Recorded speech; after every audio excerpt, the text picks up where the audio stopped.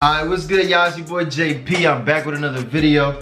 We're gonna be reacting to how this homeless man became an NBA star. So this is about my boy Jimmy Butler. I like to call him Hit Me Butler because he's really like that on the court. He's a dog. He's gonna give his all on the floor, which is rare to see from a lot of NBA players nowadays, you feel me? So this is how could someone go from being homeless and living on the street to signing $100 million deals and becoming one of the NBA's biggest stars. So we're gonna get straight to it. Make sure you like, comment, subscribe, turn your post notifications so you know anytime I post a video.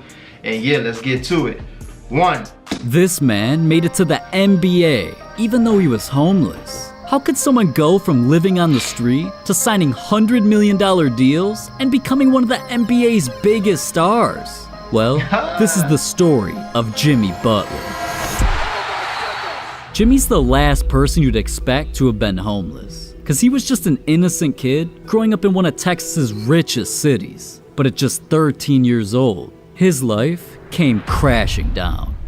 Out of nowhere, Jimmy's dad abandoned his family with no explanation. And since Jimmy looked just like the father that betrayed the family, Jimmy's mother just couldn't stand looking at his face. So eventually she snapped at Jimmy and said, "I don't like the way you look. You gotta go," and kicked him to the streets. My mom kicked me out of my house, to tell the truth. I bounced in and out of guys' houses in high school. Now you'd think a teenager forced to figure out, bro, what type of mother? Just because his father left the house and he looked just like his father, you gonna abandon your child and say, oh yeah, I can't really stand to look at you. Man, listen, just because of that and I gotta be bouncing around from house to house, I hope he don't even mess with her no more. What? life for himself would be hard enough. But Jimmy's obstacles toward NBA stardom were about to get even harder. See, any day he couldn't crash at his friend's house, he'd just roam the streets. And being homeless in the Texas heat would be brutal for anybody, but especially Jimmy. And living like that forced him to make a life-changing decision. So I was always a big football fan. You know, being from Texas, football is big. I think basketball made me third. But then I wasn't a fan of the sun, wasn't a fan of the heat. Plus, I was tiny. Everybody else started growing. I was like, I don't want to get crushed. I'm gonna move inside to the AC, shoot at the orange rim. At the time, Jimmy didn't realize just how significant switching sports would become. But he wasted no time signing up for basketball at Tomball High School, where he vowed to become a star athlete. And during his senior year, Jimmy began his basketball career, which led him to making his new best friend, Jordan Leslie. But little did Jimmy know, they were about to become family. I mean, I was always like, man, you can stay tonight. My mom won't care. And then I'd just be like, just one more night. And it just kind of developed into a week and then a month. Jimmy finally found himself a permanent home. But more importantly, he felt love and support. Jimmy knew this family took a risk bringing a stranger into their lives. So he couldn't let them down. And for the first time in Jimmy's life, he had hope. His basketball days were only beginning. And yet, he instantly set a goal most kids could only dream of, making the NBA. But Jimmy was determined, and that year the journey started off strong, because he committed to playing basketball for Tyler Junior College. I remember the first time walking down this bad baby. I knew I ended it. See, that's crazy. I ain't even know he went the JUCO route. Like, my first time even be tapping into who Jimmy Butler was, he was already at Marquette. That's when the Big East was really rocking. You know, to me, that's around the time college basketball was at its best, you know, when the Big East was dominating and stuff. Like, I always remembered him for being in Marquette. I ain't even know he went to JUCO. That's tough. That's like the hardest route. And with 33 points. And with that 33 points, I was asking myself, is this real? Can I really score 33 points on a nightly basis? And then the next time I came out, 35 points. So I knew that I belonged here. This is where it started for me. Now, I don't know about you, but dropping 30 points a night sounds good to me. But see, Jimmy was only dominating players in junior college, and doing things at that level meant little to nothing. Jimmy knew if he wanted to accomplish his NBA dreams, he had to step up his game and be recruited to a top-ranked university. But right then and there, Jimmy realized his goals were even harder than he imagined, because Jimmy already had a star teammate who was attracting scouts for himself. So with Jimmy knowing he had to compete with his own teammate for the spotlight, he began doubting he'd ever go pro. And I was like, man, can I really compete with the best of these guys. You know, if you pass the ball, you might not get the ball. Like everybody trying to get to the next level. Jimmy knew that with so much competition on the team, he already couldn't afford making a single mistake, especially since his star teammate, who was already committed to Marquette University, was bringing in attention from coaches. And Jimmy knew Marquette's assistant coach, Buzz Williams, always showed up. So Jimmy was determined to make him realize they were choosing the wrong guy. Buzz came in, he was assistant at Marquette under Crean at the time, and he comes up to me and was like, you know what, if I ever had a head coaching job, like, you would be a player that I would want to come, you to come play for me. Now, even though Buzz wanted Jimmy to come to Marquette, everything had to fall into place. And one day out of nowhere, Jimmy's phone rang. I'm the first person he calls, like, he always had told me the truth and all of this, so, you know, without even visiting, I went to Marquette. It was official. Jimmy accomplished his first goal and was now heading to the I'm not gonna lie, that's a lot of trust he had in that man, you know what I'm saying? That's just based on his word. If you always kept it real with me, you know, I know you mean the best, you feel me, for me in my career. So if you're not even to visit a school, you ain't even take a visit, like, all right, you over there, I'm pulling up. Like, that means a lot, because, you know, when it comes to college, you gotta make the best decision, because it could go bad. You could really end up at a place and get no burn, and don't even end up in the NBA or nothing like that. University of Marquette, but this was just a small step in the right direction. Jimmy knew the competition here was fierce, the stakes were higher, and if he wanted to elevate to the next level, he couldn't be average. But even though Jimmy wanted to make the NBA, so did all of his new teammates. And the guy starting in front of him was already a star player on the NBA's radar, which led Jimmy to the biggest obstacle of his life. Jimmy panicked. He thought he would never get the playing time to prove himself. And well, he had to think fast. At the time, Marquette's starting guard was Wesley Matthews. And considering Wesley was an NBA prospect, Jimmy felt there was no way he could be better than Wesley, and began feeling his NBA dream slipping away.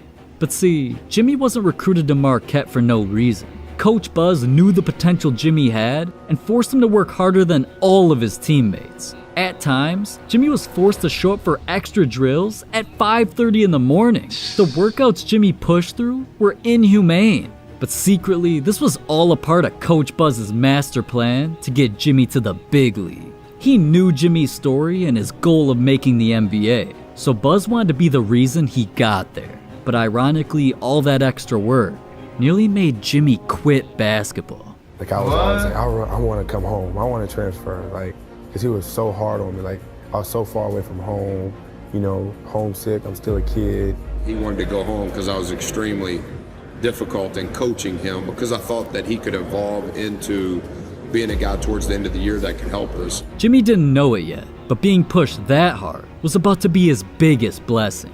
Behind the scenes, he anxiously waited for an opportunity. But at the same time, Wesley was out there dominating, having the best season of his college career. So 'cause Wesley was on the rise, every single day, Jimmy was pushed to take his game to a whole new level. Until, later that year, Wesley made his way into the NBA, leaving Marquette with an open starting spot. Everybody at Marquette knew Jimmy was doing it's crazy how people's career end up, because it's like, look at Wesley Matthews' career and now look at Jimmy Butler. Jimmy's one of them dudes in the NBA, you know what I'm saying? Everything he could to become their next leader. And now, they blessed him with the opportunity. But even though his hard work finally paid off, deep down, Jimmy wasn't confident he could be the next Wesley Matthews. At the time, not a single NBA team even acknowledged Jimmy, so he only had 1 year to raise his draft stock. Otherwise, his dream would be over. And right on cue, that's when Wesley came back around and gave Jimmy some life-changing advice. Wesley Matthews came back. I was like, yo, you can play in the league. I was like, word. And that's when I really started to take basketball for real, for real. Maybe I can be a pro at the highest level. Not Europe pro, nothing's wrong with that. But like the NBA, like that's where you want to be at. That's the best of the best. Right after Jimmy was convinced he could make the NBA, he knew it was now or never. That season, he came out with a chip on his shoulder, hitting game-winning shots and putting up over 15 points a night. Jimmy even carried Marquette during March Madness, winning back-to-back games. But still, no matter what he accomplished, his goal was to go pro. So after his 2011 season, Jimmy took a leap of faith and declared for the NBA draft. But that's when things got scary, because everybody was finally gonna see if Jimmy's basketball career was over or just beginning. Good evening and welcome to NBA Draft presented by State Farm. Let's get ready to welcome them to the NBA family. Oh, he came in a The lockout best year? of the best were here. All the country's top players from high school and college hoped their dreams were about to come true. So Jimmy knew he had competition, but he still had faith that eventually his name would be called. And one by one, the picks came in. The Cleveland Cavaliers select Kyrie Irving. The Charlotte Bobcats select Kemba Walker. The Golden State Warriors select Klay Thompson. The Indiana Pacers select Kawhi Leonard. As teams made their selections, Jimmy's name was never called. Most teams saw him as a huge liability. After all, he wasn't a freak athlete, he wasn't fast, and he didn't throw down crazy highlights. So teams felt drafting him for what he could become was too risky. Nobody was willing to place that bet. Well, nobody until...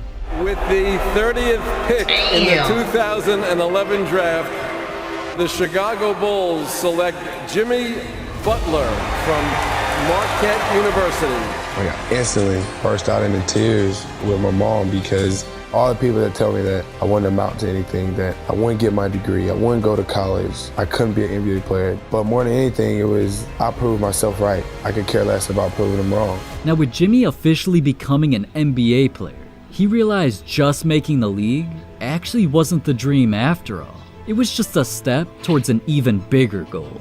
Jimmy understood that going from homeless to a professional athlete was a blessing. So now being in a position to accomplish greatness and having the power to motivate millions of people, he vowed to give basketball his everything and make it known to the entire world that anything is possible. It's not enough for Jimmy Butler to be good. It's not enough for him to be an all-star. Jimmy Butler has greatness written all over him. He has got that dog in him. Trust me, he is clutch closer on defense and offense. He's as tough as they come.